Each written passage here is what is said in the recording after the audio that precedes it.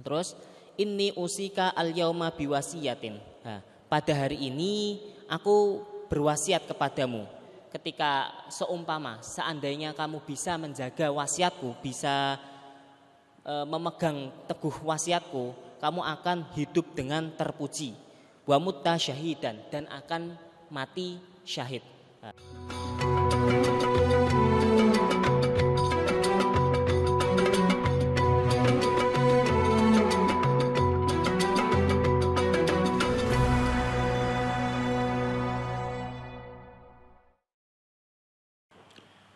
Bismillahirrahmanirrahim. Alhamdulillahirabbil alamin.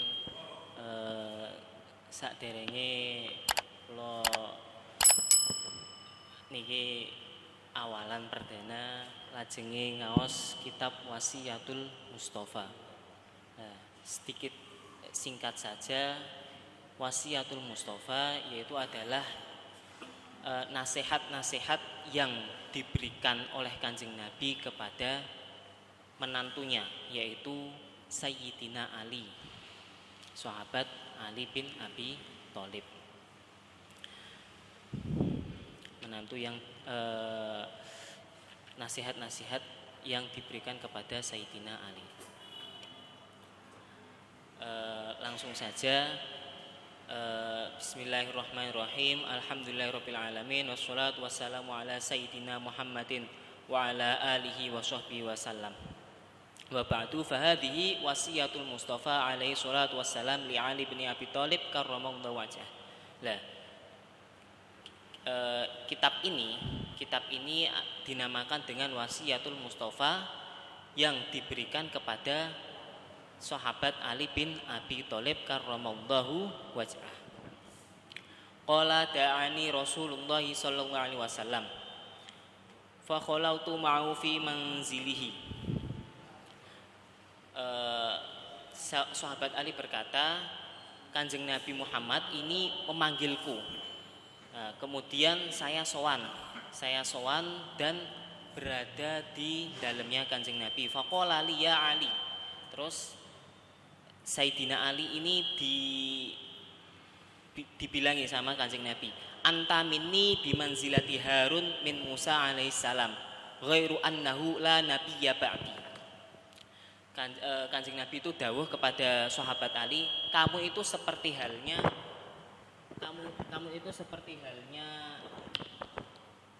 kepadaku itu seperti halnya Nabi Harun kepada Nabi Musa. Kepada Nabi Harun seperti halnya Nabi Harun kepada Nabi Musa. Yang mana Nabi Harun itu adalah nabi yang diminta sama Nabi Musa untuk menemani Nabi Musa dalam berdakwah. Karena ketika berdakwah, mengapa kok Nabi Musa meminta ditemani oleh Nabi Harun? Karena Nabi Musa itu ngapunten, beliau itu mempunyai sedikit kekurangan, yaitu cedal. Beliau itu mempunyai kekurangan. Beliau itu cedal, jadi dalam mengucapkan itu kurang fasih, jadi mungkin sulit dipahami. Makanya beliau itu meminta teman dan akhirnya berdoa kepada Allah dan dikabulkan sama Allah untuk yang mana Nabi Harun ini menjadi nabi. Nah, seperti halnya seperti itu, Sayyidina Ali itu seperti halnya Nabi Harun, tetapi ghairu annahu la nabiyya ba'di. Tetapi setelahnya Nabi Muhammad, yang membedakan kalau setelah Kanjeng Nabi Muhammad itu tidak ada nabi. Setelahnya Kanjeng Nabi Muhammad itu tidak ada nabi. Ya, karena Nabi Muhammad itu Khatimul Anbiya, menjadi pungkasan dari para nabi. Dan dawuhnya Kanjeng Nabi kepada Sayyidina Ali, ana madinatul ilmi wa Ali babuha. Kalau seumpama pengen mempunyai ilmu itu harus lewat Sayyidina Ali, karena ya dawuhnya itu ana madinatul ilmi wa Ali babuha. Saya itu kotanya ilmu. Lah, sedangkan Ali, sahabat Ali itu adalah pintunya ilmu. Nah, terus inni usika al yauma biwasiyatin. Nah, pada hari ini aku berwasiat kepadamu. In hafidtaha ishta hamidan. ketika seandainya kamu bisa menjaga wasiatku, bisa memegang teguh wasiatku, kamu akan hidup dengan terpuji. Wa mutta syahidan, dan akan mati syahid. Nah, dianggap mati syahid, padahal mati syahid sendiri itu ganjarannya sangat besar dan tidak ada balasan kecuali surga. Wa ba'atsakallahu yaumal qiyamah faqihan aliman, dan pada hari akhir ini akan dibangunkan pada hari akhir ini, dikumpulkan pada golongannya orang-orang faqih yang alim. Walaupun kurang faqih alim, tapi bisa digolongkan pada golongannya orang faqih alim. Nah, itu sedikit saja tentang kitab Wasiyatul Mustafa, masih baru sedikit. Nah, ini baru akan masuk pada bab tentang wasiat-wasiat. Ya, salah satunya ya Ali, man akalal halal sofa dinuhu waraqqa qalbuhu walam yakun lida'wati hijabun. Ini salah satu wasiat dari Kanjeng Nabi kepada Sayyidina Ali. Barang siapa memakan perkara yang halal, maka agamanya ini akan bersih. Agamanya akan bersih, waraqqa qalbuhu, dan akan hatinya ini akan lemah lembut. Walam yakun lida'watihi hijabun, dan dalam doanya ini tidak akan ada suatu hijab apapun. Berarti ketika dia berdoa, dia akan langsung terijabah. Nah, makanan halal haram ini tersendiri itu bisa menjadi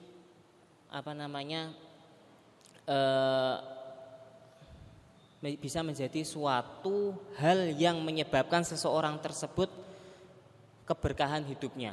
Nah, seumpama kok seseorang tersebut setiap harinya makan halal, maka akan mendapatkan banyak keberkahan.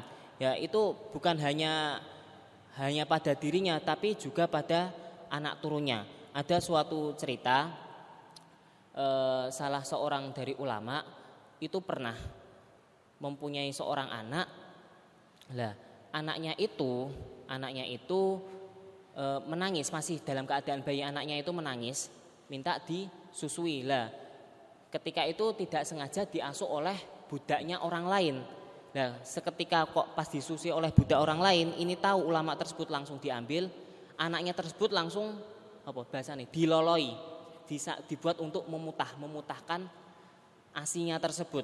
Nah, karena tujuannya apa? Tujuannya untuk menyelamatkan si anak tersebut agar tidak memakan perkara yang tidak halal.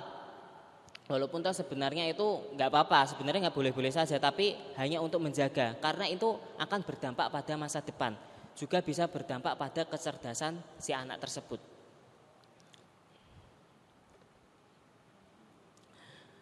Ya Ali, man akala syubhat istabaha alaihi dinuhu wa adlama qalbuhu. Wahai Ali, barang siapa memakan perkara syubhat, maka menjadi agamanya baginya akan ragu agama. Wa adlama qalbuhu, dan hatinya ini akan gelap. Wa man akalal haram mata qalbuhu, dan seseorang yang memakan perkara yang haram ini hatinya akan mati. Hatinya mati. Wa khaffa dinuhu, agamanya menjadi ringan. Wa du'ufa yakinuhu, dan lemah keyakinannya. Wa hajibullah da'watahu wa qallat ibadatuhu, dan doanya ini akan terhalang. Ketika berdoa ini tidak akan langsung terijabah. Wa qallat ibadatuhu, dan ciri-cirinya juga wa qallat ibadatuhu, sedikit ibadahnya. Nah, padahal Kanjeng Nabi sendiri ini pernah dawuh, innal halala bayyinun wa innal harama bayyinun wa bainahuma umurun mushtabihatun la ya'lamuhunna katsirun minan nas faman istaqa syubhati faqad istabra li dinihi wa irdi wa man waqa'a fi syubhat waqa'a fil haram. Ya. Padahal barang halal sendiri itu sudah innal halala bayyinun, halal sendiri, sesuatu yang halal itu sudah jelas. Kenapa kok malah mencari yang tidak jelas?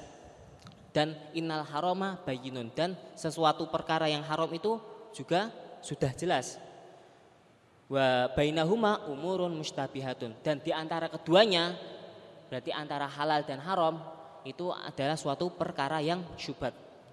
Wa baina umurun mustabihatun la ya'lamuhunna katsirun minan nas, yang tidak diketahui oleh banyak manusia. Yang mengetahui ini halal atau haram dari perkara syubhat tersebut enggak terlalu banyak orang yang tahu. Nah, tapi lebih baik ketika dalam perkara syubhat itu untuk dihindari. Untuk berjaga-jaga ya lebih baik untuk dihindari. Waman waqa'a fi syubhat waqa'a fil haram. Nah, bahkan Kanjeng Nabi juga dawuh waman waqa'a orang yang orang yang jatuh kepada perkara yang syubhat ini akan jatuh pada perkara yang haram. Nah, lebih seyogyangnya bagi kita lebih berhati-hati dalam memilih sesuatu, khususnya itu dalam hal makanan, karena itu sangat berdampak sekali pada diri kita. Ketika makanannya halal ini bisa menjadikan tubuh lebih sehat dan yang lainnya. Seperti halnya para ulama, contoh saja ini Imam Syafi'i. Imam Syafi'i ini pernah bertamu kepada muridnya, yaitu adalah Imam Ahmad. Bertamu kepada muridnya Imam Ahmad. Padahal Imam Syafi'i termasuk ulama yang sangat wirai. Beliau termasuk orang yang sangat menjaga makanannya. Siapa toh yang gak kenal Imam Syafi'i? Imam Syafi'i itu adalah orang yang sangat ngalim, sangat cerdas. Hafal Al-Quran wakila itu umur 7 tahun. Hafal kitab Al-Muwatta umur 13 tahun. Kitab Al-Muwatta itu adalah kitab hadis. Kira-kira itu tebalnya ya se-Al-Quran lebih lah. Itu. Padahal masih umur 13 tahun sudah hafal kitab Al-Muwatta, kitab hadis. Kitab hadis hafalnya itu enggak cuma hadisnya saja, tetapi juga hafal sampai rawinya. Orang-orangnya itu hafal semuanya. Ini diriwayatkan dari ini, hafal semuanya. Hafal Al-Quran umur 7 tahun. Dan beliau menjadi mufti pada umur kurang dari 20 tahun. Itu sudah menjadi mufti. Nah, saking hebatnya Imam Syafi'i seperti itu. Nah, itu juga tidak bukan karena jasa dari bapaknya.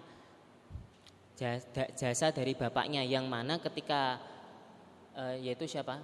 Muhammad bin Idris, yaitu bapaknya namanya Syekh Idris, itu duduk di tepi sungai mendapati buah, diambil langsung buahnya tersebut dimakan. Lah, seketika itu ingat Syekh Idris itu ingat ini buah siapa? Padahal wis keliling kali sudah hanyut terbawa sungai. Dicari sampai dicari mengikuti arus sungai. Dicari dan menemukan pohon buah tersebut. Setelah menemukan, dia itu Syekh Idris ini sowan kepada pemilik pohon tersebut, meminta izin halal dari buah tersebut, meminta izin. Soalnya beliau tuh tahu hukum memakan hal tersebut. Sebenarnya itu halal, tapi kan ditakutkannya untuk kedepannya kepada anak turunnya. Meminta halalnya sama pemilik kebun tersebut. Pemilik kebun tersebut mensyaratkan untuk menjaga kebun tersebut selama beberapa tahun. Padahal hanya perkara satu buah saja, tetapi diminta untuk menjaga pohon tersebut. Saking hati-hatinya tersebut. Lambat laun setelah selesai dan akhirnya sampai Syekh Idris ini dinikahkan kepada putri dari pemilik kebun tersebut dan lahirlah Imam Syafi'i. Yaitu intinya pengen menjaga dari perkara halal saja sampai segitunya. Rela meluangkan waktunya bertahun-tahun hanya untuk satu buah saja dengan menjaga kebun. Nah, lanjut ceritanya tadi. Ketika bertamu kepada Imam Ahmad, Imam Syafi'i tersebut disuguhi berbagai macam suguhan. makanan banyak sekali. Coro sakniki iku ya makanannya sangat banyak, saking banyaknya bisa buat makan banyak orang. Nah, Imam Syafi'i itu yang biasanya menjaga makanan, kalau dahar itu biasanya sedikit, tapi ketika disuguhi sama Imam Ahmad itu daharnya itu lahap sekali, makannya itu sangat lahap dan habis banyak. Terus ditanya, "Ya Imam, kok jenengan makannya itu sangat banyak, padahal biasanya itu kalau jenengan dahar itu sangat sangat sedikit bahkan sampai menghindari suatu makanan tersebut." Sedikit bahkan sampai menghindari makanan. Terus dijawab sama Imam Syafi'i, "Nah, kalau makanan darimu itu adalah suatu obat." Maksudnya itu kalau suatu makanan dari orang yang soleh, makanan dari orang yang baik, yang soleh, itu ketika dimakan itu bukannya menjadikan suatu penyakit, tetapi menjadikan suatu obat. Ya. Dan yang lainnya. Terus, "Ya Ali, idza ghadaballahu ala ahadin razaqahu malan haraman." Nah, wahai Ali, ketika Allah ini marah kepada hambanya, kepada seseorang, maka Allah ini akan memberikan rezeki dari harta yang haram. Berarti ciri-ciri Allah ini marah kepada hambanya, ya salah satunya ini akan diberikan rezeki dari perkara yang haram. Wa idza stadda ghadabuhu alaihi wakala bihi syaiton yubariku lahu fihi wa yashabuhu wa yashghuluhu bid dunya aniddin wa yusahhilu lahu umura dunyahu wa yuqalu Allahu ghafurur rahim. Nah, kalau yang tadi marah saja akan diberikan perkara yang haram, tapi kalau ini idzastadda ghadabuhu, sangat marah. Ketika Allah Subhanahu wa taala ini sangat marah kepada salah seorang, maka Allah ini akan mewakilkan syaitan.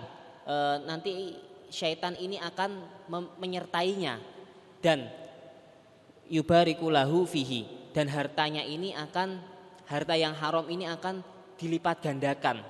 Wa yashabu wa yashghulu fid dunya, dan syaitan ini akan membersamainya, selalu menyertainya. Jadi kemana-mana pasti bersama dengan setan. Wa yashghulu bid dunya, dan dia ini akan disibukkan dengan perkara dunia dan meninggalkan dari agama. Salah satunya ketika sudah Allah ini sangat marah kepada hamba yang ini, contohnya ya seperti itu, akan dibersamai oleh setan, harta yang haram ini akan semakin meningkat, dan dia ini akan disibukkan dengan perkara dunia dan lupa dengan perkara agama. Perkara-perkara dunia ini akan selalu digampangkan oleh Allah. Nah, ketika seseorang tersebut sudah lupa dengan perkara agama, ya biasanya sudah terlalu terlena, dan mesti bakalannya orang-orang tersebut dibisiki setan. Wa yaqulu Allahu ghafurur rahim. Allah itu loh Maha Pengampun dan Maha Welas Asih. Jadi gak apa-apa nglakoni perkara haram itu gak apa-apa. Bisikane setan itu seperti itu. Jadi karena setan itu berbisik seperti itu, godaan setan tersebut bilang seperti itu, ya akhirnya orang-orang itu, oh iya ya, Allah itu Maha Pengampun dan Welas Asih. Wis gak apa-apa mikirnya seperti itu. Ya, tidak boleh melakukan hal yang seperti itu, tidak boleh. Memang Allah itu Maha Ghafurur Rahim, tapi tidak boleh serta-merta kita menganggap Ghafurur Rahimnya Allah itu dipermudah, membuat mudah perkara Ghafurur Rahimnya Allah. Kita juga tetap harus berusaha untuk menjauhi segala larangannya dan menjalankan segala perintahnya. Ya Ali, Ma safaro ahadun talibal haram masyian illa kana asyaitun qarin illa asyaitonu qarinahu. Seseorang itu tidak akan mencari perkara yang haram, berjalan mencari perkara yang haram, kecuali setan ini akan membersamainya. Jadi ketika kok seseorang ini akan mencari perkara haram, itu pasti di sampingnya itu ada setan. Pasti akan dibarengi sama setan. Wala raqiban illa kana radifahu. Dan ketika dia menunggang suatu kendaraan, setan ini juga akan ikut membonceng. Wala jama'a hadun malan haraman illa akalahu asyaiton. Dan orang ini tidak akan mengumpulkan harta yang haram kecuali setan juga ikut makan harta yang haram tersebut. Ya. Terus wala nasiyah ahadun ismallahi ta'ala indal jima illa syarakahu asyaiton fi waladihi. Nah, ketika seseorang tersebut lupa, ketika seseorang lupa dalam menyebut nama Allah indal jima, nah, setan ini akan syarakahu fi waladihi. Setan ini juga akan ikut-ikutan dalam jima tersebut. Wadzalika qauluhu. Hal ini selaras dengan dawuhnya Allah Ta'ala wa syarikum fil amwal wal aulad wa'idhum. Ya Ali, layak balu Allahu Ta'ala sholatan bila wudu'in. Allah, ini wasiat-wasiatnya lagi, Allah ini tidak akan menerima sholat seorang hamba kecuali tanpa adanya wudu. Ya pasti, karena syarat dari diterimanya sholat itu juga harus dalam keadaan suci. Berarti harus dengan keadaan wudu. Nah, wala sodakotan minal haram. Dan Allah ini tidak akan menerima sodakoh, walaupun tidak akan menerima sodakoh dari perkara yang haram. Tidak akan menerima sodakoh dari perkara yang haram, walaupun sodakoh yang diberikan tersebut sangat banyak. Kalau dari perkara haram itu tidak akan diterima. Jadi eman-eman malahan kan, eman-eman. Berarti lebih baik mencari dari perkara yang halal. Sudah jelas, sesuatu yang halal itu sudah jelas. Banyak sekali perkara yang halal. Dan mencari perkara halal itu sendiri sebenarnya itu sangatlah murah daripada perkara yang haram. Ya Ali la yazalu al-mu'minu fi ziyadatin fi dinihi ma lam yakul al-haram. Wahai sahabat Ali, seorang mukmin ini tidak akan tambah kuat keimanannya dalam agama selama dia ini memakan perkara haram. Ya, ketika kok selama hidupnya itu memakan perkara haram, dia ini akan keimanannya ini akan luntur, tidak akan kuat. Semakin lama semakin luntur. Wa man faraqa al ulama mata qalbuhu wa amiya an taatillah. Dan barang siapa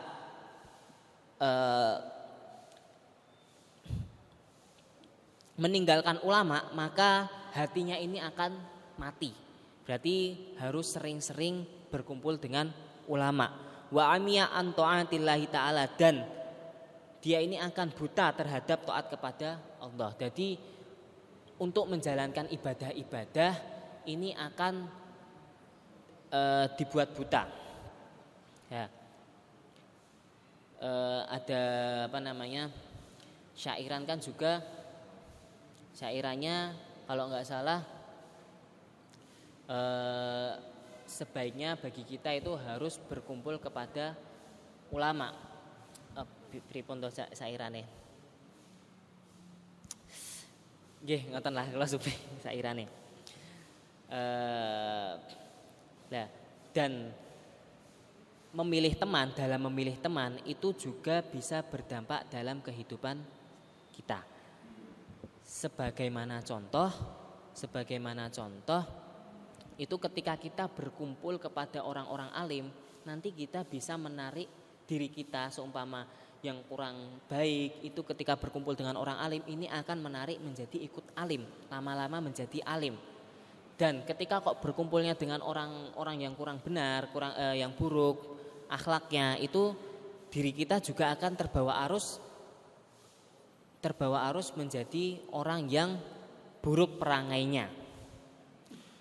Bahkan orang-orang Arab sendiri ketika mereka ini ingin menjinakkan hewan, ini caranya bagaimana? Caranya hewan yang liar ini dikumpulkan dengan hewan yang jinak, dikumpulkan dengan gerombolan orang hewan yang jinak, dikumpulkan dengan golongan hewan yang jinak. Nah, seketika hewan yang liar tersebut akan mengikuti perangainya dari hewan yang jinak dan menjadi jinak pula. Ya, seperti halnya jangankan hewan, manusia seperti itu. Ketika berkumpul dengan orang-orang yang alim soleh, orang-orang yang baik, dia itu juga akan terbawa arus menjadi orang-orang yang baik. Nggak usah muluk-muluk harus kumpul dengan ulama yang hebat ini, nggak usah. Orang-orang kecil saja yang baik perangainya, itu insya Allah bisa menarik diri kita menjadi pribadi yang baik.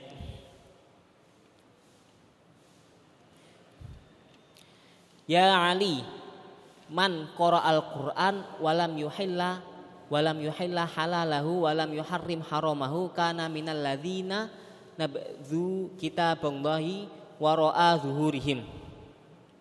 Wahai Ali, barang siapa dia ini membaca Al-Quran tapi dia ini tidak menghalalkan perkara halal yang ada di dalam Al-Quran dan tidak mengharamkan sesuatu yang haram di dalam Al-Quran, kana minal ladzina nabadzu kitaballahi wara'a zuhurihim, maka orang tersebut itu seperti halnya orang yang membuang kitabnya Allah di belakang pundaknya. Seperti halnya orang yang membuang kitab di belakang pundaknya, tidak direken, tidak diamalkan. Nah, padahal ketika kita mempunyai ilmu itu sebaiknya diamalkan. Padahal sesuatu yang ada di Al-Quran itu sudah jelas halal haramnya. Tetapi kok ketika seseorang tersebut tidak menghalalkan sesuatu yang halal dan mengharamkan sesuatu yang haram, kana minal ladzina nabadzu kitaballahi wara'a zuhurihim, seperti halnya orang yang membuang kitabnya Allah di belakang pundaknya. Oke.